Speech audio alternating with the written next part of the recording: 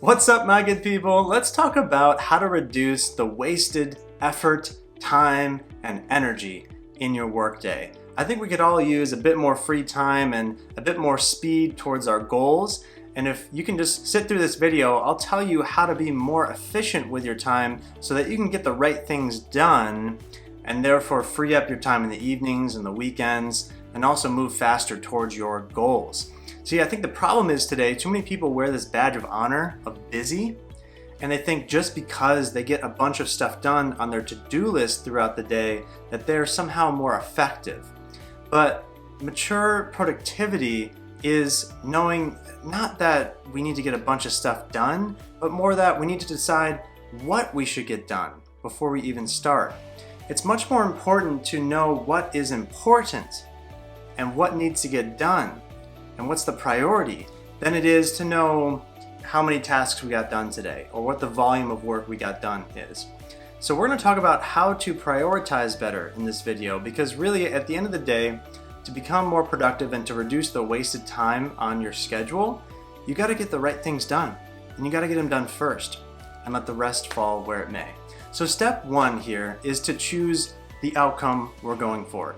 Now this seems very simple, but I think a lot of people aren't true with themselves about what the actual goal is. Now maybe your goal or your objective or your KPI was given to you by a boss, so you know exactly what it is. Maybe you're in your own business, or maybe your goal is to learn a specific skill, so you have to define what that outcome is for yourself.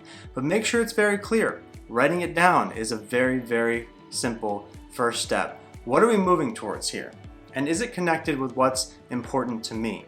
If your outcome that you're working on is difficult, laborious, it sucks, it's just taking longer than you thought, or you're getting distracted, maybe it's time to ask yourself if you're going after the wrong thing. That's a topic for a different video. Let's talk about, let's say you have your objective, you have your outcome you're working towards. That's step one, it's written down. Okay, step two, we need to determine the shortest possible path to get there. And this is how we reduce the wasted effort. You see, when we're moving towards something that's a KPI at work or a goal that's important to us, we can often let emotions bleed into how we move towards that goal. And that's what causes the clog of different tasks that are not really relevant to the goal, or the extended timelines to get certain pieces of the project done. So what's important is that we determine what the shortest possible path to that outcome is, and then do those things. It sounds very simple, but let's say you're trying to start a business and you want to make $3,000 a month in that business. That's the outcome you're working towards. You could spend literally years doing market research and crafting your avatar and sourcing from suppliers and all this stuff. And that's all fine if you want to take years to do it, or you could have a prototype made and go out and talk to 10 people about, hey, would you buy this? Now, what does that do? It speeds up the goal that you're going to go towards. You want to spend years developing the product just to see if you'll make that $3,000 a month at the end of those years? Probably not. What's better is if you take a prototype out and you talk to people and you try to sell one of them. That's the fastest path to getting to $3,000 a month. And then guess what? If you do that enough, maybe over a couple months, you'll get your first couple of sales, you'll get your revenue in, you'll accomplish your goal of $3,000 a month, and now you have a lot of market research and actual real-world testing, so you have better information about version 2.0 of the product and how to market it, and you're in a sense you're failing faster and you're getting to your goal faster because you're just doing what it takes to go directly after the outcome, which is $3,000 in revenue per month, as opposed to spending years preparing for going after that objective. So objective is number one, defining that. Number two is to determine the shortest possible path to that objective and really get creative with that. Again, if you're launching a business and your goal, your objective is to create revenue, go directly for that revenue. Don't waste your time thinking about superfluous tasks or anything else, or worrying about branding colors or all those other things. If your goal is to learn a language, jump right in. Go hire the tutor to get you help. Don't think that you're going to trust yourself to sit down and read that gigantic textbook on French that you're trying to learn because you're trying to learn French. Do what's fastest to get to your outcome. because that creates momentum. When you have momentum towards your outcome, things snowball and they become even faster. So, step 2, determine the shortest possible path to your outcome. Step 3 is to schedule the needle moving activities. And this is where a lot of people fail to execute when it comes to going towards a specific outcome that they're looking for. So if you have, let's say for example, you have a report that you need to turn in for your job every single week, and you know that you're most productive and get this report done fastest at 8 a.m. in the morning, a few days before the report is due, so it's not urgent, you can actually schedule that in. You can schedule that activity on your calendar at the beginning of the week. In this half-hour block at 8 a.m., I'm going to do this report because I know it'll get it done the fastest, and I'll get it done early, and I won't be stressed about it. And that's what scheduling does for us. It puts on the calendar our priorities. It takes the most important needle-moving actions that we can take, and it puts them somewhere on our calendar so we actually do them throughout our week. And those needle-moving activities, of course, are the steps that we need to take on the shortest path towards our outcome, right?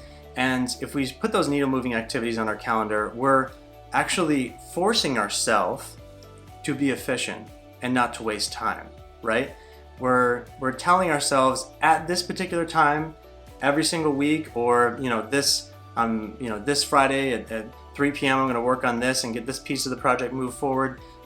That tells us that forces us to move in a certain direction to the shortest possible path to our outcome, as opposed to kind of guessing when we're going to do those most important tasks that move us towards the outcome that's important to us, right?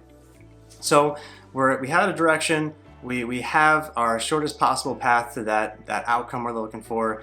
We've scheduled in our needle-moving activities. The last thing is just to let the rest fall where it may. Let the rest of the tasks and the moving pieces of our life kind of fall where they will. You can only prioritize so much in your life. You can't control everything. What that means is when you do schedule those needle-moving activities in your calendar, there will by definition be things that probably get pushed out of the priority window. And that's okay. You might need to, in this process of moving quickly towards your outcome and not wasting time, you might need to let some things become a little bit of a mess. And that's okay. If you're used to responding to every email in your inbox within an hour, it might be time to evaluate whether that's actually helping you. That habit is helping you move towards your outcome, whether that's the shortest possible path to your goal. Maybe you have to let things go a little bit in other areas so you can be really efficient with your time and schedule in those needle-moving activities towards your outcome.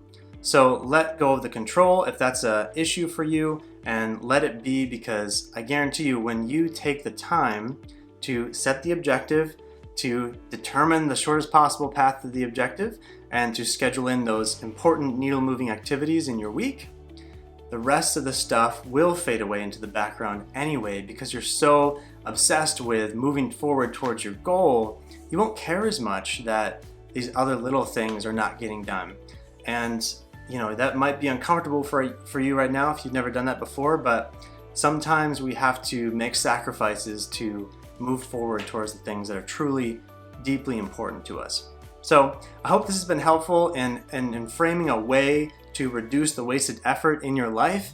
If you have any questions, feel free to reach out. Please like and subscribe to this channel. I would really appreciate that. And until next time, remember, you're doing better than you think, and you're worth more than you know.